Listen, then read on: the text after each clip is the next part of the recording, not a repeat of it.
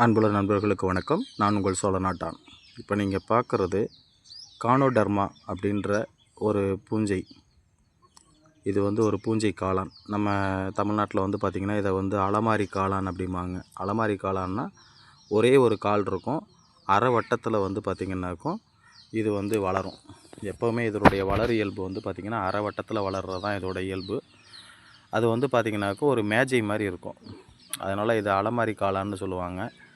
இந்த காளானுடைய ஒரு ஸ்பெஷல் என்னன்னு தெரிஞ்சுங்களேன். இது மருத்துவ குணங்களுக்கு பயன்படுத்தப்படுறாங்க. இதோட ரேட்டு இந்தியா மார்ட் நம்ம இந்தியாவில் 3500 ரூபா ஒரு கிலோ.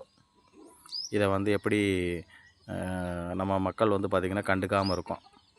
இது பார்த்திங்கனாக்கும் இறந்த மரங்களில் தான் வளரும். அப்படி இல்லை அப்படின்னு சொன்னாக்கா இந்த மரம் அதாவது ஒரு மரத்தில் இது உருவாச்சு அப்படின்னு சொன்னாக்கும் அந்த மரத்தை இருக்கக்கூடிய மொத்த சத்தையும் உறிஞ்சிக்கிட்டு இது வளர்ந்துடும்.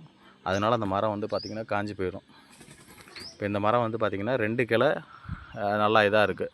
இந்த ஒரு கிளை பார்த்திங்கன்னா ஃபுல்லாக காஞ்சி போச்சு. குச்சியாக நிற்கிது பாருங்கள். ஒரு கிளை காஞ்சி போச்சு. இன்னும் மீதி கொஞ்சம் கொஞ்சமாக காஞ்சிரும்.